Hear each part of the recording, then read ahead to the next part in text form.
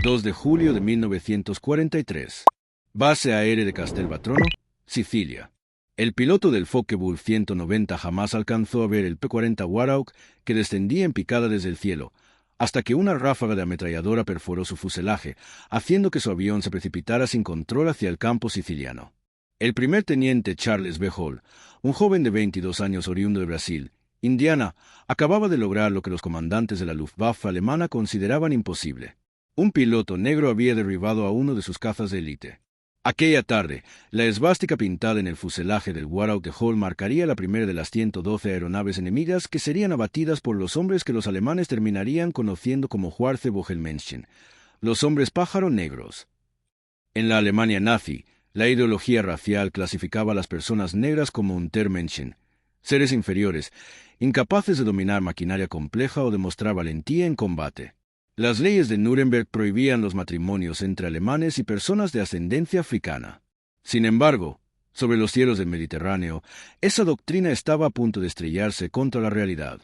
Desde Tuskegee, Alabama, 992 pilotos entrenados comenzarían a destruir no solo aviones alemanes, sino también las creencias racistas que sostenían la supuesta superioridad aria. Los pilotos de la Luftwaffe que ascendían para interceptar a los bombarderos estadounidenses en 1943 desconocían que estaban a punto de enfrentarse a algunos de los aviadores más disciplinados y motivados de toda la Fuerza Aérea del Ejército de los Estados Unidos. Eran hombres que habían superado obstáculos que sus compañeros blancos jamás enfrentaron, que se habían preparado con más rigor y durante más tiempo que los pilotos comunes, y que entraban en batalla no solo por deber patriótico, sino también para demostrar la capacidad de toda una raza. Las cifras de aquel combate aéreo quedarían grabadas en la historia de la aviación. 15.000 misiones de combate, 1.578 operaciones, 112 victorias aéreas y una tasa de pérdida de bombarderos escoltados notablemente menor que la de los grupos de pilotos blancos. Aquellas estadísticas obligaron incluso a los ideólogos nazis más fanáticos a reconocer la falacia de sus teorías raciales. El camino hacia esa primera victoria aérea no comenzó en un campo de batalla, sino en el ambiente hostil de la segregación estadounidense.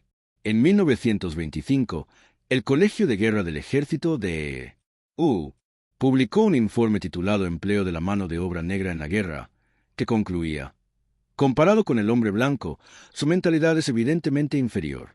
Es débil de carácter por naturaleza.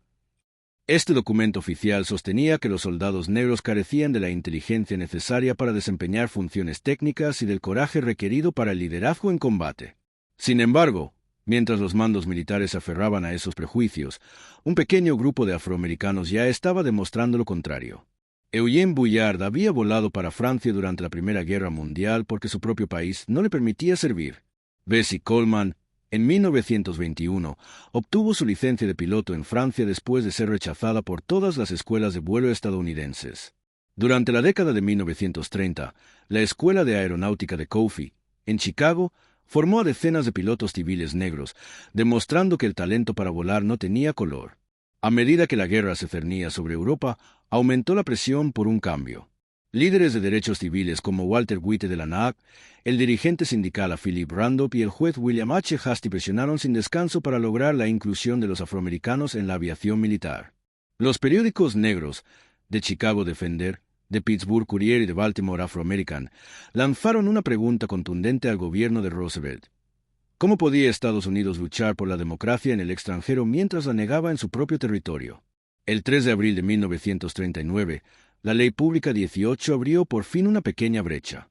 El senador Harry H. Swartz incluyó una enmienda que obligaba al programa civil de entrenamiento de pilotos a designar al menos una escuela para la formación de aviadores negros. Fue una concesión mínima y segregada, pero marcó el inicio del cambio. Cuando Franklin D. Roosevelt se postuló para un tercer mandato en 1940, necesitaba el apoyo del voto negro en las ciudades del norte.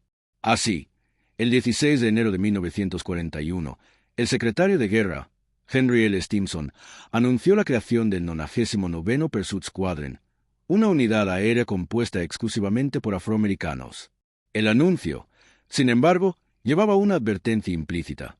Se trataba de un experimento para determinar si los negros podían ser entrenados como pilotos de combate. El capitán Benjamin Davis Jr., Comprendía perfectamente el peso de su responsabilidad cuando, en abril de 1943, lideró a 26 pilotos del 99º Fighter Squadron hacia el norte de África. Hijo del primer general negro del país, Davis había soportado 4 años de completo aislamiento en West Point, donde ningún cadete blanco le dirigía la palabra fuera de los actos oficiales. Ahora, comandaba a hombres que cargaban no solo con sus propios sueños, sino con las esperanzas de 13 millones de afroamericanos. El 99º llegó a Farjuna, Túnez, bajo el mando del coronel William W. Mamie, un oficial que no ocultaba su desconfianza hacia los pilotos negros. Los asignó a patrullas rutinarias sobre el Mediterráneo, lejos del combate real. Esperaba que fracasaran, y cuando no destacaron de inmediato, creyó tener su justificación. La mañana del 2 de junio de 1943 realizaron su primera misión de combate: atacar la isla italiana de Pantellaria. Mientras sus desgastados P-40 Warhawk ascendían hacia el objetivo, aparecieron cazas alemanes.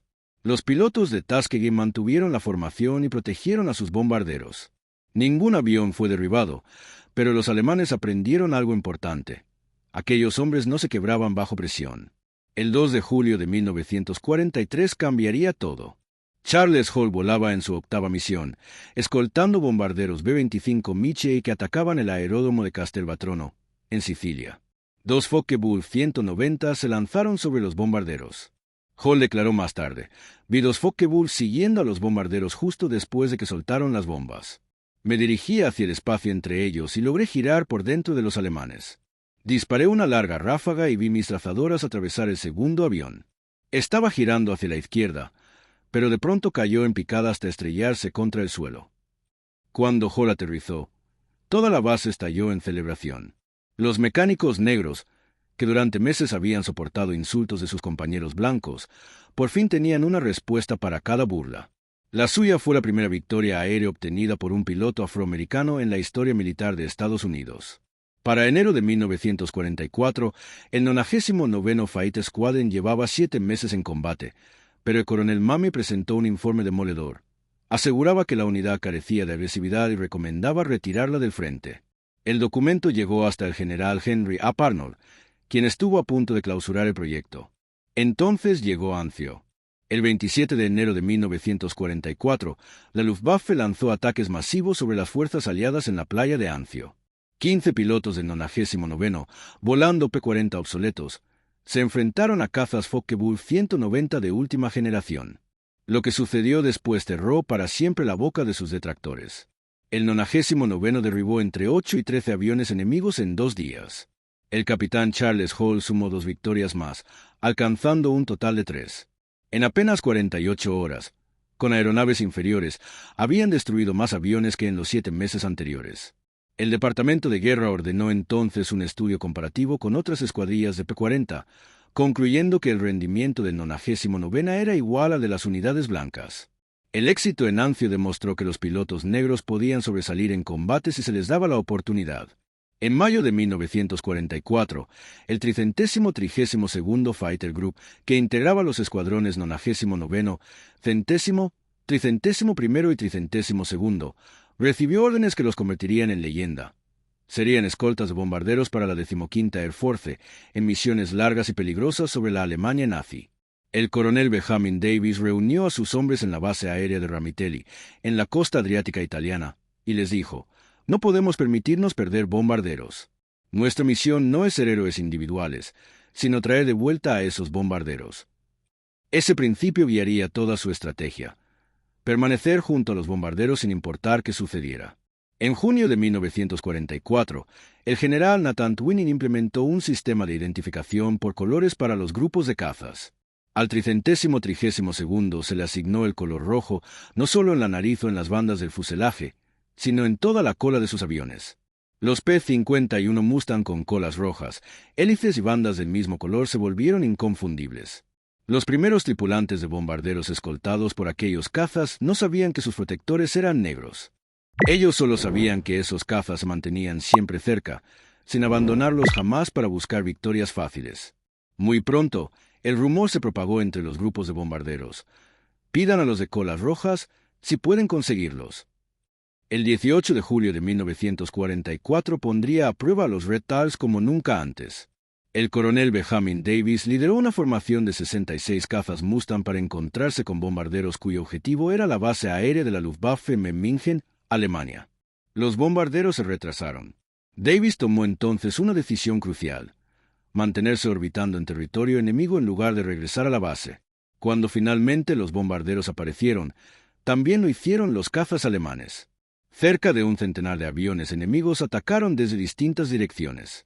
Los alemanes habían aprendido que la superioridad numérica podía romper la barrera protectora de los Red Tals. A pesar de la feroz defensa del 332º Escuadrón, que reclamó entre 11 y 12 derribos, 15 bombarderos B-17 fueron abatidos en apenas 20 minutos de intenso combate. El 332º perdió a 3 de sus pilotos, los tenientes Robert Hutton, Wellington Irving y Alfred Brown. Los críticos afirmaron que las pérdidas demostraban que los pilotos negros no estaban preparados para batallas de gran escala. Sin embargo, los informes operativos mostraron otra realidad. El escuadrón había llegado a una situación imposible, con fuerzas alemanas masivas ya enfrentando a los bombarderos, y aún así habían evitado una catástrofe total. Para marzo de 1945, los cazas convencionales de la Luftwaffe ya no podían desafiar la supremacía aérea aliada. Pero Alemania aún tenía unas bajo la manga: el Messerschmitt Me-262, el primer caza a reacción operativo del mundo. Con una velocidad máxima de 540 millas por hora, podía dejar atrás a cualquier avión con hélice. El 24 de marzo de 1945, el 332º Fighter Group recibió una de sus misiones más arriesgadas: escoltar bombarderos en un viaje de 1.600 millas de ida y vuelta hasta Berlín, para atacar la fábrica de tanques de Daimler-Benz. La inteligencia aliada había advertido que los Me-262 del Jagdgeschwader 7 defenderían el objetivo. El coronel Davis condujo a 43-51 Mustang directamente hacia el corazón del Reichs. Cuando se acercaban a Berlín, aparecieron los Me-262, formando la mayor concentración de cazas a reacción reunida para una sola intercepción. El teniente Raskow Brown había estudiado las debilidades de esos jets. Sabíamos que los cazas alemanes eran más veloces que nosotros, explicó. Así que en lugar de ir directamente hacia ellos, nos alejábamos y luego girábamos para meternos en sus puntos ciegos. Brown derribó un Me-262 y describió el encuentro así: me elevé hacia con una inclinación de 15 grados y disparé 3 ráfagas largas desde unos 600 metros, a las 8 en punto de su posición. Casi de inmediato, vi al piloto eyectarse desde unos 24.500 pies de altura. El teniente Earl Lane logró lo que muchos consideraban imposible: abatir un Me-262 con un disparo de corrección a 2.000 yardas, utilizando el nuevo visor computarizado K-14. El teniente Charles Brantley consiguió la tercera victoria sobre jets ese mismo día. Derribar 3 Me-262 en una sola misión representaba más aviones a reacción de los que la mayoría de los grupos de combate destruirían durante toda la guerra. Los Red Tals acababan de superar en una sola tarde el total de derribos de Me-262 logrados por todos los demás grupos estadounidenses hasta entonces. Por esta hazaña, el 332º Fighter Group recibió la citación de Unidad Distinguida. No todos los enfrentamientos entre los aviadores de Tuskegee y los alemanes terminaron en triunfo. 32 pilotos fueron capturados y se convirtieron en prisioneros de guerra, revelando en sus experiencias la compleja relación entre la ideología nazi y la realidad militar. El teniente Alexander Jefferson fue derribado el 12 de agosto de 1944 durante su 19ª misión. Su P-51 fue alcanzado por fuego antiaéreo sobre el sur de Francia mientras atacaba instalaciones de radar. Durante su interrogatorio, el oficial alemán demostró poseer información sorprendentemente detallada sobre el 332º Fighter Group. Sabía cosas sobre la base aérea de Ramitelli, sobre nuestros comandantes de escuadrón e incluso detalles de la casa de mis padres en Detroit. Recordó Jefferson: conocía que mi padre era maestro y el apellido de soltera de mi madre. Su nivel de inteligencia era aterradoramente preciso. Dentro del campo de prisioneros estalar Luft 3, Jefferson fue tratado como cualquier otro oficial estadounidense. Los prisioneros blancos, muchos de ellos tripulantes de bombarderos, se le acercaban para agradecerle la protección brindada por las colas rojas. Esas interacciones, impensables en una América aún segregada, surgían de manera natural en los campos alemanes. Jefferson nunca olvidó la paradoja: allí estaba yo, en un campo de prisioneros nazi, siendo tratado con más igualdad por estadounidenses blancos que la que tendría al volver a casa. Cuando la guerra terminó y Jefferson regresó a Estados Unidos, fue segregado de inmediato al llegar al puerto de desembarco. Mientras los pilotos alemanes reconocían la habilidad de los Red Tails llamándolos Schwarze Vogelmenschen, hombres pájaro negros, los tripulantes de bombarderos estadounidenses se convirtieron en sus mayores defensores. Para esos hombres que enfrentaban la muerte en cada misión, la raza no importaba, solo la supervivencia. Con el tiempo, los bombarderos elaboraron su propia leyenda sobre los Red Tails. Se contaban historias sobre su estilo característico de vuelo, la manera en que movían las alas a modo de saludo, sus formaciones cerradas y su inquebrantable decisión de no abandonar jamás a un bombardero dañado. Los ángeles de cola roja, como los llamaron los tripulantes, se ganaron su respeto absoluto. Los datos respaldaban esa admiración. El historiador de la Fuerza Aérea, Dr. Daniel Aumann, reveló que los bombarderos escoltados por el 332º Fighter Group perdieron solo 27 aviones frente a los cazas enemigos, frente a un promedio de 46 pérdidas registradas por otros grupos de P-51 de la 15ª Air Force. Esa tasa de protección superior se logró a pesar de que los Red Tails volaban algunas de las misiones más largas y peligrosas de toda la guerra. Al finalizar el conflicto, los aviadores de Tuskegee habían dejado un legado que demolió todas las creencias previas sobre la supuesta inferioridad militar de los afroamericanos. Su historial lo demostraba: 1.578 misiones de combate realizadas, más de 15.000 salidas individuales, 179 misiones de escolta de bombarderos, 311 misiones para la 15ª Air Force, 112 aeronaves enemigas derribadas en combate aéreo, 150 destruidas en tierra y 3 cazas a reacción M-262 abatidos el 24 de marzo de 1945. Objetivos terrestres destruidos: 950 vagones de tren, camiones y vehículos motorizados, 254 locomotoras. El destructor italiano Ta-22, antes conocido como Giuseppe Missouri, quedó inutilizado el 25 de junio de 1944. En cuanto a protección, se registraron solo 27 bombarderos perdidos frente a los cazas enemigos, comparados con un promedio de 46 en otros grupos, manteniendo una tasa de defensa superior en un total de 179 misiones de escolta. Entre los logros individuales, destacan Lee Archer, con 4 victorias confirmadas, Joseph Elburi, con 4 derribos, 3 de ellos el 12 de julio de 1944 contra FW-19, Edward Toppins, con 4 victorias, y Clarence Leeste, quien abatió 3 aviones enemigos en una sola misión el 18 de julio de 1944. Las condecoraciones otorgadas incluyen 96 cruces de vuelo distinguido para los pilotos del 332º Grupo de Caza, 744 medallas aéreas, 14 estrellas de bronce, 8 corazones púrpura, 3 citaciones de unidad distinguida para el 99º Escuadrón de Caza y una más para el 332º Grupo de Caza. El costo humano fue elevado. 66 pilotos murieron en combate, 32 fueron capturados como prisioneros de guerra y 84 perdieron la vida durante entrenamientos o misiones no combatientes. La transición de ser objeto de burla a convertirse en símbolo de respeto no solo fue cuestión de valentía, también representó la superioridad del entrenamiento estadounidense y las ventajas tecnológicas que los Red Tail manejaban con maestría. En Tuskegee, los pilotos acumulaban más horas de vuelo que sus compañeros blancos, 300 frente a 200, practicando de forma rigurosa el vuelo en formación, conscientes de que la disciplina sería su ventaja en el combate. La tasa de eliminación en Tuskegee alcanzaba el 60%, mientras que entre los cadetes blancos era del 40%. Solo los más capacitados lograban graduarse, conformando lo que el coronel Noel Paris, comandante de Tuskegee, llamó un grupo superseleccionado. La evolución de sus aeronaves también narraba su historia. El 99º Escuadrón comenzó con los P-40 Warhawks, aviones ya obsoletos cuando llegaron al norte de África. Estos cazas, con motores Allison refrigerados por líquido, eran inferiores a los Bf-19 y FW-19 alemanes en casi todos los aspectos. Sin embargo, los pilotos de Tuskegee supieron aprovechar la capacidad de giro y la resistencia del P-40 para mantenerse en combate. La llegada de los P-51 Mustang en julio de 1944 cambió completamente la situación, colocando los Red Tails a nivel de cualquier unidad aérea del conflicto.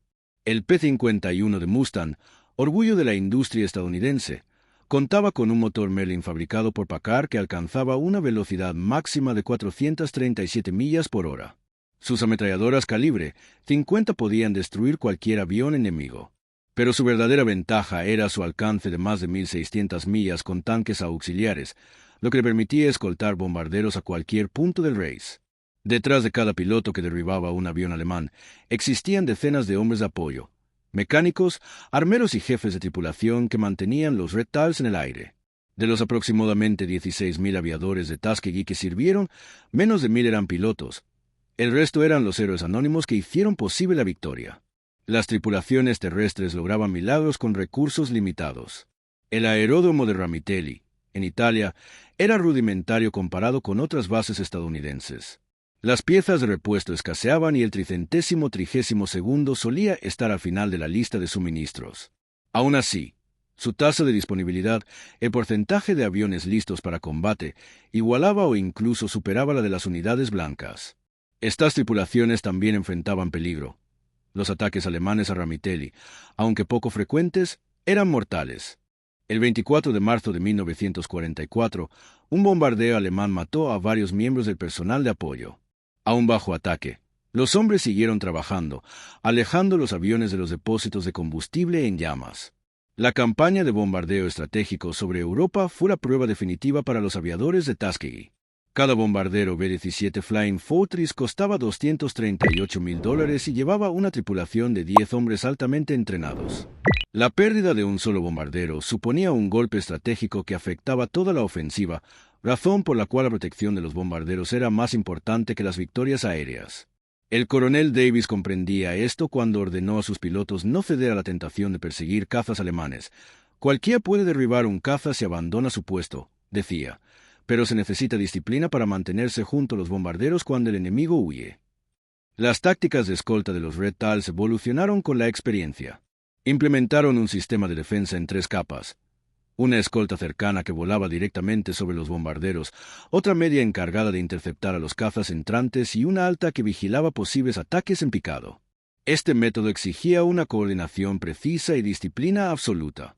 Los aviadores de Tuskegee combatieron 2 guerras al mismo tiempo, una contra el fascismo en el extranjero y otra contra el racismo en su propio país. Su historial desafió tanto la ideología racial nazi como la segregación estadounidense, demostrando que la excelencia en combate aéreo no dependía del color de la piel. Mientras luchaban contra los alemanes, también enfrentaban el prejuicio en casa. Sus triunfos contra la Luftwaffe aparecían en los periódicos afroamericanos, aunque los medios nacionales solían minimizar o ignorar sus hazañas. La campaña W del Pittsburgh Courier, victoria contra el fascismo afuera y contra el racismo dentro, los utilizó como ejemplo. La diferencia con la percepción alemana era notable. Para 1945, la Luftwaffe ya sabía quiénes pilotaban los cazas con colas rojas, llamándolos Schwarze-Vogelmännchen, hombres pájaro negros, mientras que muchos estadounidenses blancos ni siquiera sabían que existían pilotos negros. Esta ignorancia era intencional. El Departamento de Guerra raramente difundía los éxitos de los Tuskegee Airmen. La victoria en Europa no trajo celebración para ellos, sino incertidumbre. Mientras las unidades blancas se preparaban para los desfiles, el 332º enfrentaba preguntas sobre su futuro.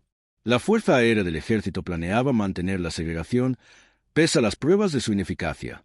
Durante décadas después de la guerra, los logros de los aviadores de Tuskegee permanecieron casi desconocidos para el público estadounidense.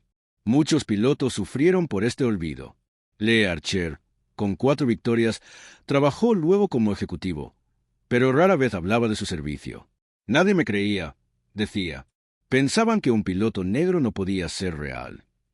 En 1948, el presidente Harry Truman firmó la Orden Ejecutiva 9-1981, que integró oficialmente las Fuerzas Armadas de Estados Unidos, una decisión influenciada por el desempeño de los Tuskegee Airmen.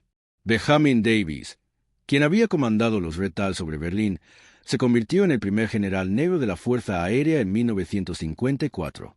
El reconocimiento llegó lentamente. En 2007, el presidente George W. Bush otorgó la Medalla de Oro del Congreso a los aviadores de Tuskegee.